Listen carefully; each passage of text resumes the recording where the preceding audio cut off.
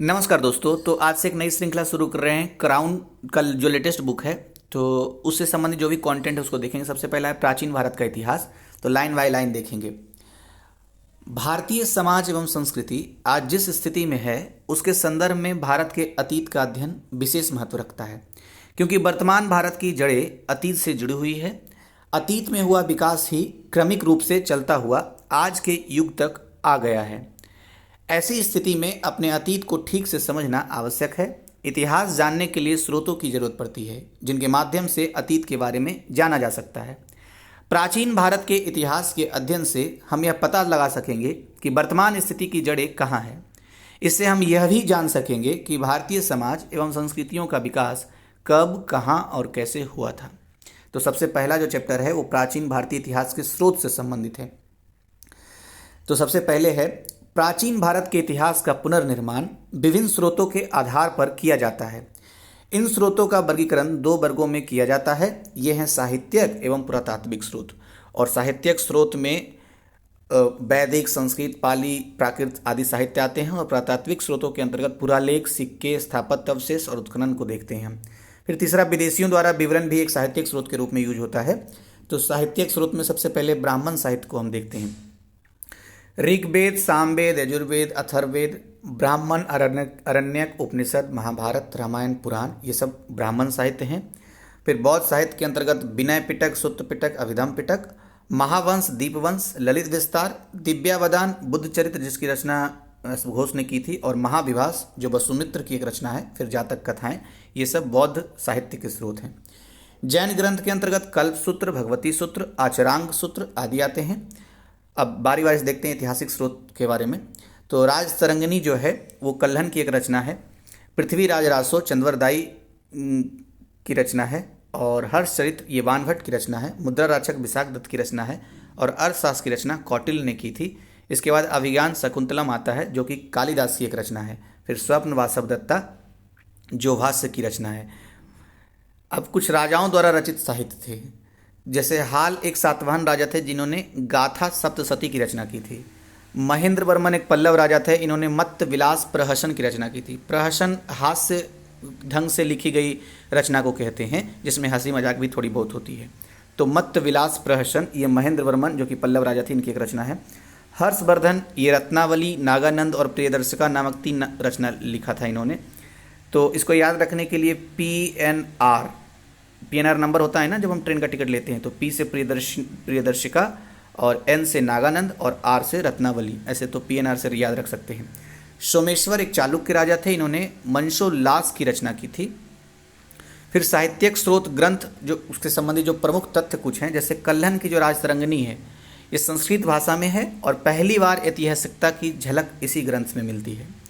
महावंश और दीपवंश जो कि बौद्ध ग्रंथ है, ये दक्षिणी बौद्ध मत के ग्रंथ हैं दरअसल। और ललित विस्तार बौद्ध ग्रंथ है, यह भी इसकी रचना नेपाल में हुई थी। पाणिनि ने पहले संस्कृत व्याकरण अष्टाध्यायी की रचना की थी। इसमें मौर्य काल के सामाजिक जीवन का वृत्तांत मिलता है। पतंजलि ने महाभाष्य की रचना की जो पाणिनि की अष्टाध्यायी पर आधारित है। ऐतिहासिक महत्व के प्रथम ग्रंथ की रचना हर्ष के दरबारी कवि वानभट्ट ने हर्षचरित्र के रूप में की है। तो हर्षचरित्र एक तरह से ऐतिहासिक महत्व की प्रथम ग्रंथ है। अर्थशास्त्र की रचना कौटिल्य ने की थी। कौटिल्य का ही नाम चाणक्य या विष्णुगुप्त है, और जिससे मौर्यकालीन राज्य व्यवस्था का चित्रण होता है। नेक्स्ट है वाक्यपति ने कन्नौज के राजा यशोवर्मन पर आधारित गौड़वह नामक पुस्तक लिखी है। विभिन्न राजाओं के जीवन पर आधारित कुछ अन्य रचनाएं भी हैं, जैसे हेमचंद्र का कुमारपाल चरित्र, न्यायचंद्र का हमीर काव्य, पद्मगुप्त का नवशाह सांक चरित्र, विलाल का भोज प्रबंध आदि।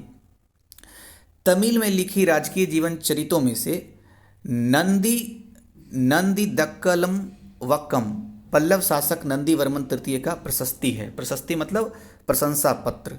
तो नंदी वर्मन तृतीय का प्रशंसा पत्र है ये, जिसका नाम है नंदिक लमवक्कम। नेक्स्ट है विदेशियों द्वारा विवरण।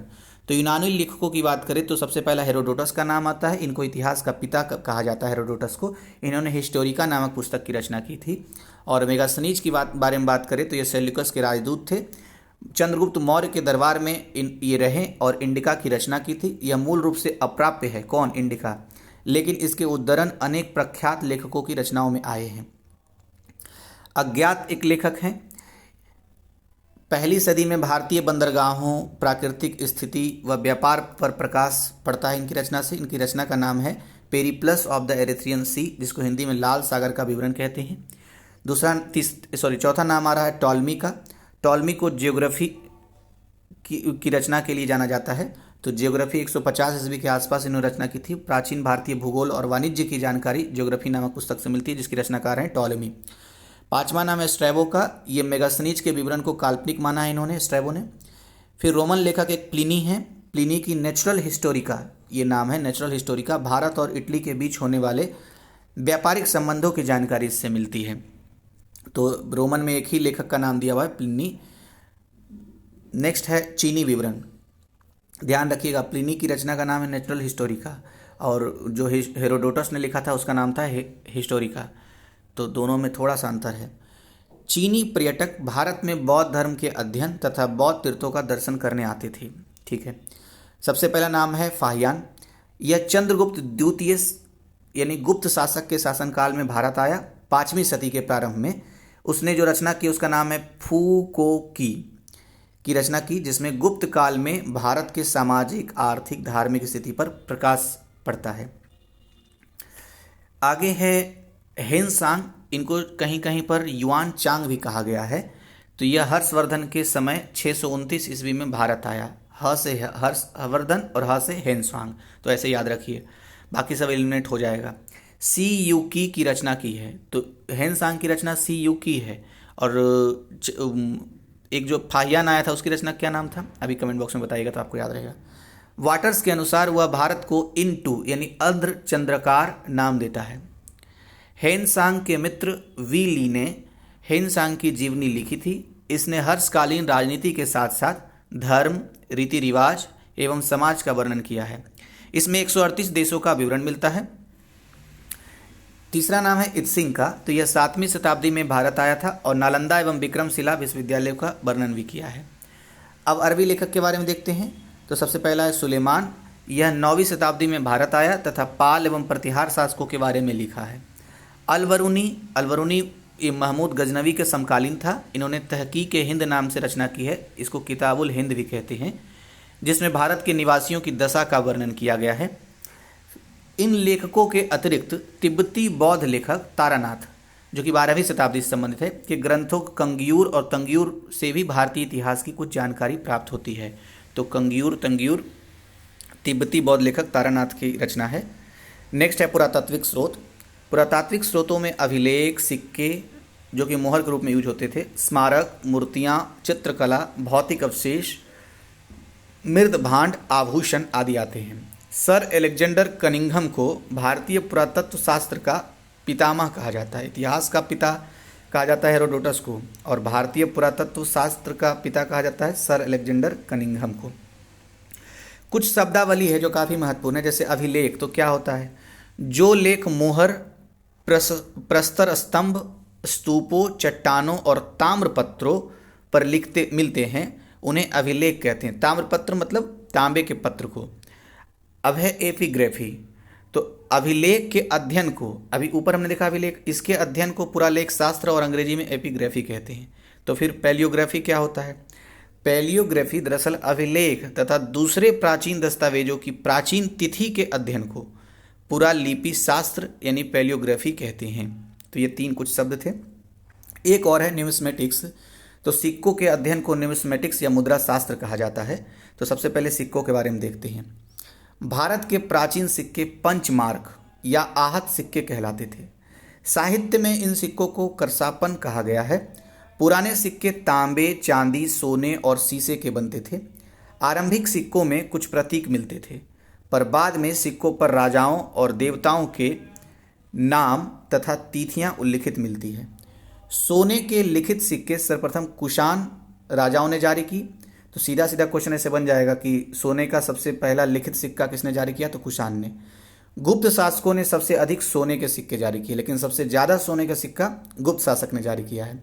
समुद्रगुप्त को एक सिक्के पर बीना बजाते हुए दिखाया गया है, तो सीधा क्वेश्चन इसी फैक्ट से बनेगा। सातवाह ने शीशे के सिक्के जारी किए हैं। गुप्त काल में स्वर्ण सिक्कों को दिनार, चांदी के सिक्कों को रूपक कहा जाता था। तो रूपक और दिनार ध्यान रखना है, रूपक चांदी के सिक्कों को और दिनार सोने के सिक्कों को गुप्त काल में कहा जाता था। अब दूसरा है अभिलेख के बारे में। अभिलेख मोहरों, प्रस्तर स्तंभों, चट्टानों और ताम्रपत्रों पर मिलते हैं तथा मंदिर की दीवारों और ईंटों या मूर्तियों पर भी अभिलेख मिलता है। सबसे अधिक अभिलेख मैसूर संग्रहालय में संग्रहित है। मौर्य, मौर्योत्तर और गुप्त काल के अधिकांश अभिलेख कार्पस इंस्क्रिप्शनम इंडिकेरम नामक ग्रंथ में संकलित है। तो अभिलेखों में प्रयुक्त लिपियां, कौन कौन सी लिपियां प्रयुक्त हुई? सबसे पहले प्राकृत लिपि के बारे में बात करते हैं। तो आरंभिक अभिलेख प्राकृत भाषा में ही मिलते हैं। ब्राह्मी लिपि के बारे में बात करें तो अशोक के शिलालेख ब्राह्मी लिपि में है। यह लिपि बाएं से दाएं लिखी जाती है। तो ये जो डार्क ब्लू से है ना, इस तरह के क्वेश्चन बने हुए हैं, तो ये महत्वपूर्ण है, तो ध्यान रखना है। ब्राह्मी लिपि बाएं से दाएं लिखी जाती थी। बाएं से दाएं का मतलब इस तरीके से ऐसे लिखा जाएगा, बाएं से दाएं ऐसे। और खरोष्ठी लिपि के बारे में है तो अशोक के कुछ शिलालेख खरोष्ठी लिपि में भी हैं जो दाएं से बाएं लिखे जाते थे। मतलब कैसे? ऐसे, इस तरीके से लिखा जाएगा, दाएं से बाएं, ठीक है। मतलब देखिए, ब्राह्मी लिपि वही है जैसे अभी हम लिखते हैं, सीधा सीधा ध्यान रखिए, हम तो ऐसे ही लिखते हैं ना, इस तरीके से। और खरोष्ठी लिपि ये इस तरीके से लिखा जाता था, मतलब अभी जैसे हम लिखते हैं उसका उल्टा। यूनानी एवं अरामाइक लिपि। पाकिस्तान एवं अफगानिस्तान में अशोक के शिलालेखों में इन लिपियों का प्रयोग हुआ है। नेक्स्ट है, अच्छा, 14वीं सदी में फिरोज शाह तुगलक को अशोक के दो शिलालेख मेरठ जो कि उत्तर प्रदेश में एवं टोपरा जो कि हरियाणा में मिले हैं, जिन्हें दिल्ली लाया गया। 1837 में जेम्स प्रिंसप ने इन शिलालेखों की ब्राह्मी लिपि को सर्वप्रथम पढ़ा था। तो क्वेश्चन ऐसे आता है कि ब्राह्मी लिपि को सबसे पहले कब और किसने पढ़ा? तो 1837 ईस्वी में जेम्स प्रिंसप ने। महत्वपूर्ण अभिलेख एवं उनके शासक। तो समुद्रगुप्त शासक जो गुप्त वंश के थे, इनके अभिलेख हैं प्रयाग प्रशस्ति, प्रयाग मतलब इलाहाबाद। रुद्रदामन जो शक शासक रहे हैं। जूनागढ़ अभिलेख जो गुजरात में, इनके बारे में जानकारी मिलती है। स्कंद गुप्त गुप्त वंश के शासक हैं। भीतरी स्तंभ लेख जो गाजीपुर में मिला हुआ है, तो स्कंद गुप्त के बारे में पता चलता है इससे। खारवेल जो कलिंग शासक थे, हाथी गुफा अभिलेख से पता चलता है। पुलकेशिन द्वितीय चालुक्य शासक थे, एहोल अभिलेख से इनके बारे में पता चलता है। राजा भोज जो कि एक प्रतिहार शासक थे। ग्वालियर प्रशस्ति जो मध्य प्रदेश में, उससे पता चलता है, मध्य प्रदेश में मतलब मिला है। विजय सेन देवपाड़ा अभिलेख से इनके बारे में जानकारी मिलती है। हर्षवर्धन जो वर्धन वंश के एक शासक थे। मधुबन एवं बांसखेड़ा अभिलेख से हर्षवर्धन के बारे में जानकारी मिलती है। और यशोधर्मन मालवा के नरेश थे। मंदसौर प्रशस्ति से इनके बारे में जानकारी मिलती है। और गौतमी बलश्री जो कि सातवाहन शासक थे, नासिक अभिलेख से इनके बारे में जानकारी मिलती है।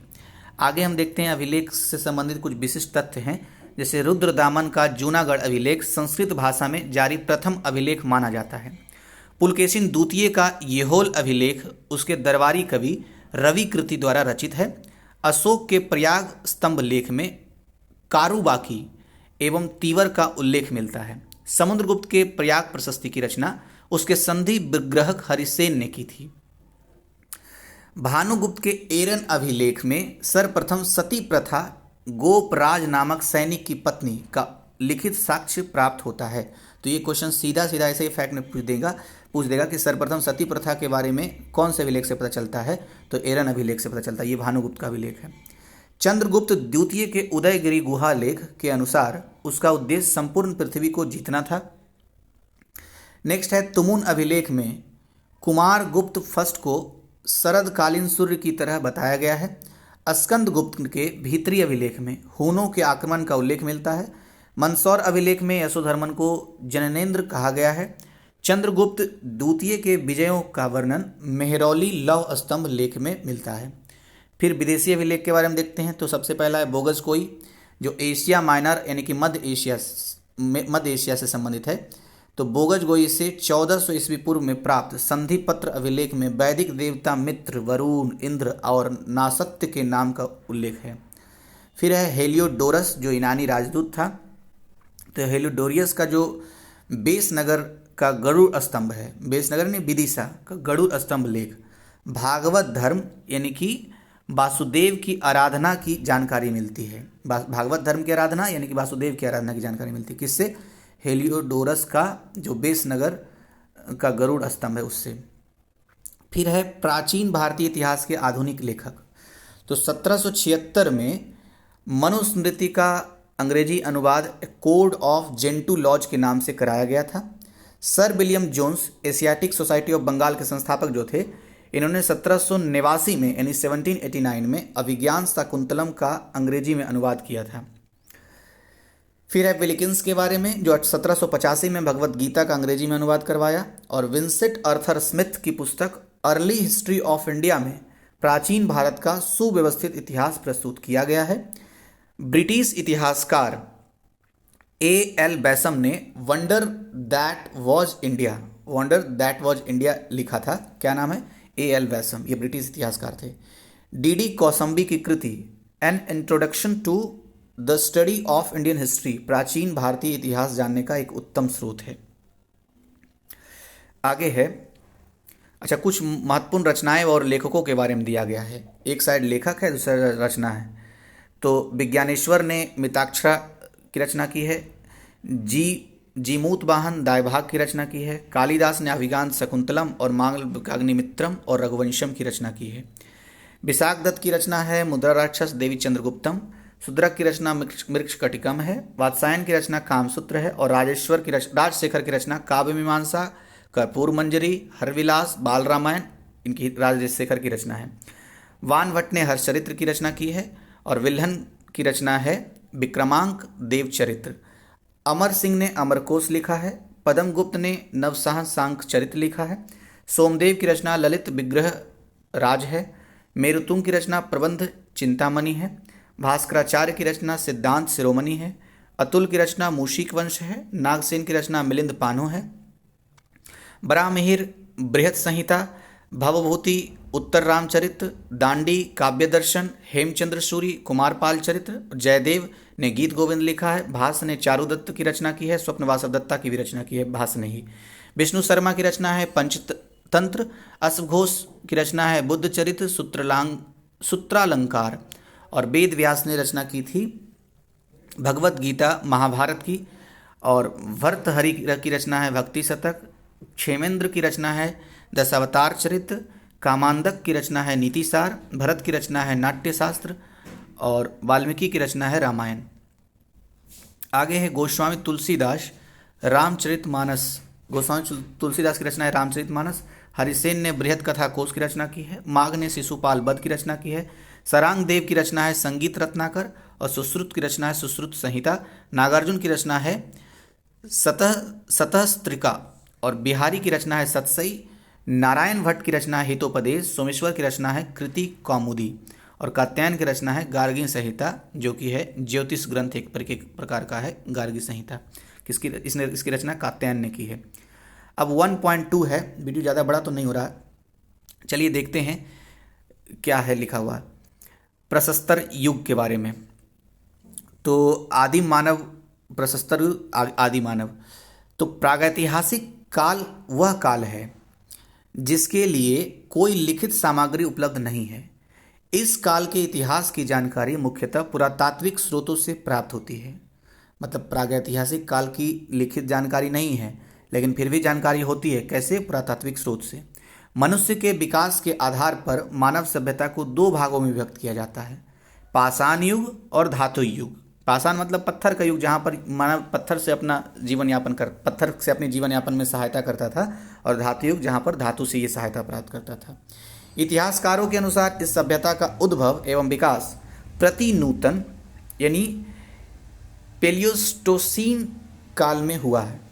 इस युग को 3 कालों में विभाजित किया जाता है। कौन कौन से 3 काल हैं वो? तो प्रस्तर युग को देखिए 3 कौन कौन से काल हैं। एक है पुरापाषाण काल यानी पैलियोलिथिक एज। आखेटक एवं खाद्य संग्राहक होते थे पुरापाषाण काल में। और आखेटक का मतलब एक तरीके से पीछा करके पशु का उसका आखेट करते थे, उसका शिकार करते थे और खाद्य संग्रहण करते थे। दूसरा प्रस्तर युग में मध्य पाषाण काल यानी कि मेसोलिथिक एज, जो आखेटक तो होते ही थे और फिर पशुपालक हो जाने लगे। फिर तीसरा है नवपाषाण काल, जिसको न्यूलिथिक एज कहते हैं। यो खाद्य संग्राहक लोग होते थे इस समय। तो सबसे पहले पुरापाषाण युग के बारे में देख लेते हैं। पुरापाषाण को भी 3 उपभाग में विभाजित किया गया है। एक है निम्न पुरापाषाण काल, जो 5 लाख ईसा पूर्व से 50,000 ईसा पूर्व का काल है। इस काल में मानव जीवन अस्थिर था। इसी काल में ये सारे जो काल हो रहे हैं बात, ये ध्यान रखना, निम्न पुरापाषाण काल के बारे में बात हो रहा है। तो इस काल में अग्नि का आविष्कार हुआ है, तो अग्नि का आविष्कार निम्न पुरापाषाण काल में हुआ है। मानव समूहों में शिकार कर अपना भोजन संग्रह करता था। भारत में पुरापाषाण कालीन औजारों की खोज सर्वप्रथम 1863 में रॉबर्ट ब्रूस फुट ने की थी। तो क्वेश्चन यहाँ से बन सकता है कि पुरापाषाण कालीन औजारों की खोज सबसे पहले किसने की? तो 1863 में रॉबर्ट ब्रूस फुट ने की थी।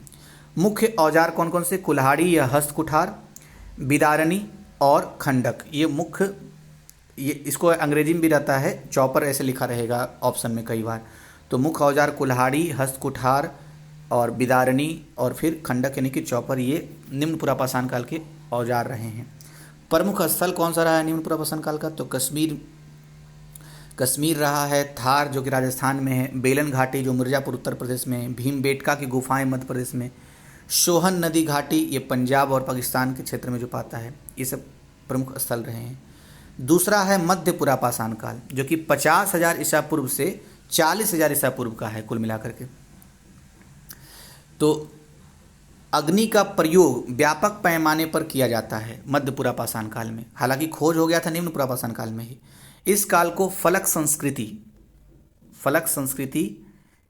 कहते हैं। इधर देख लेते हैं, हाँ, फलक संस्कृति भी कहते हैं।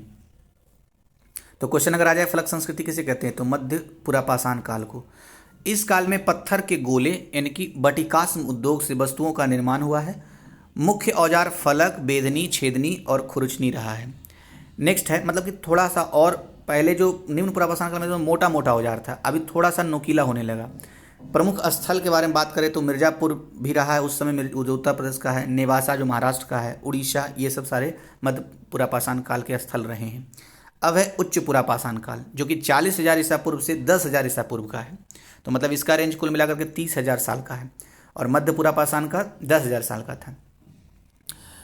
तो इस काल की 2 प्रमुख विशेषताएं हैं, एक नए चकमक उद्योग और दूसरा है आधुनिक मानव, जिसको होमोसैपियंस, जो कि अभी वर्तमान रूप मानव का है, का उदय हुआ था। तो वर्तमान रूप जो मानव का है, होमोसैपियंस का उदय उच्च पुरापाषाण काल में हुआ था। सबसे पुरानी चित्रकारी के प्रमाण भीमबेटका इसी काल के हैं। और प्रमुख औजार की बात करें तो फलक, तक्षणी और सल्क और नोकीला हो गया, मतलब कि जो जैसे दिखा ब्लेड्स, ब्यूरिन्स, तो ये सब सारे फलक, तक्षणी, सल्क औजार उच्च पुरापाषाण काल में और नोकीले होते चले गए। प्रमुख स्थल की बात करें तो बीजापुर, इनाम गांव ये महाराष्ट्र में जो है, और बेलन घाटी उत्तर प्रदेश में, ये भी स्थल रहे हैं उच्च पुरापाषाण काल के। अब है मध्य पाषाण काल, जिसका काल है 9,000 ईसा पूर्व से 4,000 ईसा पूर्व का। तो सबसे पहला पॉइंट है आदमगढ़ जो मध्य प्रदेश में है, एवं बागोर जो राजस्थान में है, पशुपालन के प्राचीनतम साक्ष्य प्राप्त हुए हैं यहीं से, आदमगढ़ और बागोर से। इस काल में सूक्ष्म पाषाण यानी माइक्रोलिथिस फलक का उद्योग होता था। मुख्य औजार कौन सा है, तो पत्थर के बहुत छोटे छोटे औजार ये मिले हैं कहाँ, मध्य पाषाण काल में।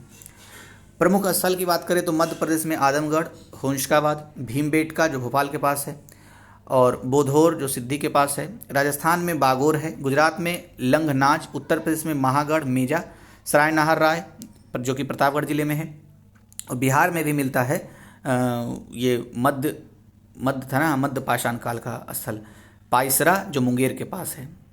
फिर है नवपाषाण काल, जो 9,000 ईसा पूर्व से 700 ईसा पूर्वी तक आता है भारत में, मतलब भारत में 700 ईसा पूर्व तक है यहाँ पर, ये 9,000 ईसा पूर्व से 2500 ईसा पूर्व तक है की कहानी है ये।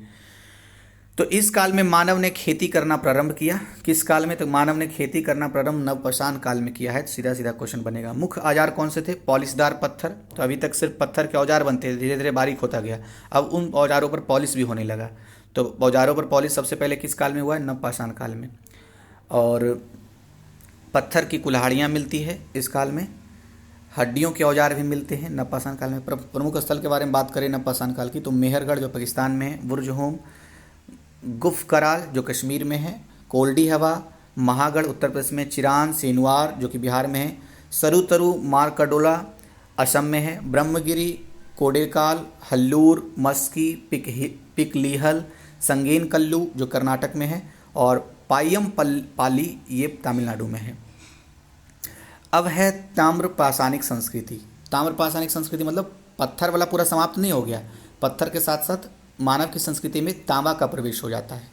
तो प्राग ऐतिहासिक, अच्छा इसीलिए क्वेश्चन ये बनता है कि सबसे पहले मानव ने किस धातु की प्रयोग की थी, तो तांबा की प्रयोग की थी। तो प्राग ऐतिहासिक मानव द्वारा प्रयोग में लाई जाने वाली पहली धातु तांबा थी। इसी दौरान तांबे के औजारों के साथ साथ पत्थर का प्रयोग जारी रहा, इसी कारण इसे ताम्र पाषाणिक संस्कृति कहा जाता है। कुछ प्रमुख ताम्र पाषाणिक संस्कृतियां हैं, कौन कौन से हैं? सबसे पहले आहार संस्कृति के बारे में बात कर रहा है जो 2800 से 1500 ईसा पूर्व की है। फिर कायथा संस्कृति 2450 से 1750 ईसा पूर्व की है। अच्छा, इसका डेट उतना महत्वपूर्ण नहीं है, ध्यान रखिएगा। सालवदा संस्कृति 1300 से 2000 ईसा पूर्व तक है। प्रभास संस्कृति 2000 से 1400 ईसा पूर्व तक है। मालवा संस्कृति 1900 से 1400 ईसा पूर्व के है। और रंगपुर संस्कृति 1700 से 1400 ईसा पूर्व तक का है। जोरवे संस्कृति 1500 से 900 ईसा पूर्व तक का है। जोरवे संस्कृति जरूर ध्यान रखिएगा, क्योंकि जोरवे संस्कृति में लोगों को दफनाने के लिए उन लोगों का पैर उड़ काट देते थे, तब दफनाते थे। क्यों? क्योंकि उनको लगता था कि कहीं ये मरा हुआ भूत बन के चलना है। तो जोरवे संस्कृति इसलिए बार बार पूछता है इससे। नवपाषाण काल, तो विशिष्ट तथ्य क्या है? मेहरगढ़ जो पाकिस्तान के बलूचिस्तान क्षेत्र में है से गेहूं व जौ की खेती तथा भेड़ एवं बकरी पालन प्रारंभ करने का साक्ष्य मिलता है। तो भेड़ बकरी पालन, या फिर एक चीज़ क्या था, कहाँ गया, हाँ इधर है, गेहूं जौ की खेती और भेड़ बकरी का पालन, ये मेहरगढ़ से सबसे पहले प्राप्त होता है। और मेहरगढ़ है कहाँ? तो पाकिस्तान का जो बलूचिस्तान प्रांत है वहाँ है। तो कोल्डी हवा जो इलाहाबाद उत्तर प्रदेश से में है से विश्व में चावल उत्पादन का प्राचीनतम साक्ष्य मिला है, लगभग 6000 ईसा पूर्व का। वुर्जहोम जो भुर्ज वृक्ष का स्थान भी कहलाता है, तो कश्मीर में है ये वुर्जहोम। यहाँ गर्तावास यानी गड्ढा घर मिला है। हड्डी के औजार सूक्ष्म पाषाण का पूर्ण अभाव प्रमुख लक्षण है इस काल के। यहाँ पर कब्र में मालिकों के शवों के साथ उनके पालतू कुत्तों को भी दफनाया जाता था। कहाँ? बुर्जहोम में। फिर है गफ कराल जो कुम्हार की गुहा, इसका मतलब होता है गुहार मतलब गुफा। तो कश्मीर, यहाँ के लोग पशुपालन व कृषि दोनों का कार्य करते थे। चिरान जो कि सारण बिहार में है, यहाँ पर भी हड्डियों के औजार प्राप्त हुए हैं, विशेषतः हिरण के सींगों से बने उपकरण। सर्वप्रथम इसी काल में कुत्ते को पालतू बनाया गया था। और कुंभकारी मतलब ताम्रपाषाण संस्कृति में, ताम्रपाषाण काल में ही सबसे पहले कुत्ते को पालतू बनाया गया था। कुंभकारी सबसे पहले इसी काल में मिलती है, जिसमें बर्तनों में पॉलिशदार काला मृदभांड, धूसर मृदभांड और चटाई की छाप वाले मृदभांड प्रमुख हैं। फिर है पिक्कलीहल जो कर्नाटक का एक क्षेत्र है। यहाँ के निवासी पशुपालक थे। यहाँ पर राख के ढेर एवं निवास स्थान दोनों मिलते हैं। तीसरा जो चैप्टर है वो सिंधु घाटी सभ्यता से संबंधित है, तो इसको हम नेक्स्ट वीडियो में देखेंगे, नहीं तो वीडियो लंबा हो जाएगा तो बोरिंग हो जाएगा। वीडियो देखने के लिए थैंक यू। आप चैनल को सब्सक्राइब जरूर कीजिए अगर आपको लाभ कर रहा है तो।